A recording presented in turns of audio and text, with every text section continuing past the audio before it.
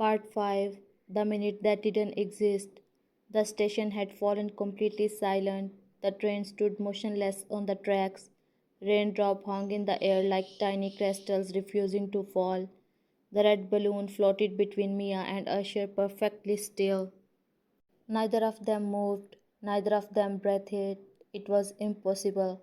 Asha slowly looked around. I don't think we are supposed to be seeing this. Mia reached out carefully. She touched one of the frozen raindrops. The instant her fingertip brushed against it, the tiny drop rippled like the surface of a lake before becoming still again. It's real, she whispered. Asha looked at the station clock. The second hand hadn't moved. Time has stopped. No, Mia replied softly. I think time stopped for everyone else. Their eyes met. For the first time, they realized they were not simply sharing different years. They existed outside of time itself. A distant chime echoed through the silent station. Once, twice, three times. Neither of them knew where it came from. Then something caught Mia's attention. Near the end of platform 3 stood an old wooden bench. She had passed it every morning for years. So had Ashir. But today, someone was sitting on it. An elderly man wearing a charcoal coat and neatly folded scarf. He wasn't frozen. He wasn't surprised.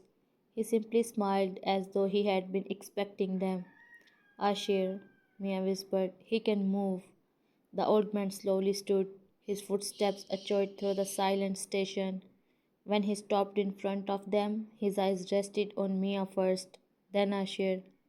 So, his voice was calm and warm. You finally met. A shiver ran down Mia's spine.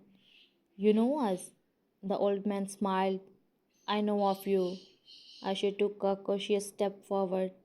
Who are you? Instead of answering, the old man asked a question of his own. Tell me, what is the one thing every person believes can never be changed? Mia frowned. The past? The old man nodded. And yet, he turns towards Ashir. One of you hasn't lived it. Silence. Neither of them understood. The old man looked up at the frozen station clock. You have very little time. What do you mean? Me asked. The old man's gentle smile faded. There is a reason your mornings overlap. There is a reason only platform 3 can bring you together. And there is a reason the universe has waited until now. Asher's heart pounded. Then tell us. The old man shook his head. If I gave you the answers today, you'll stop asking the questions you're meant to discover together.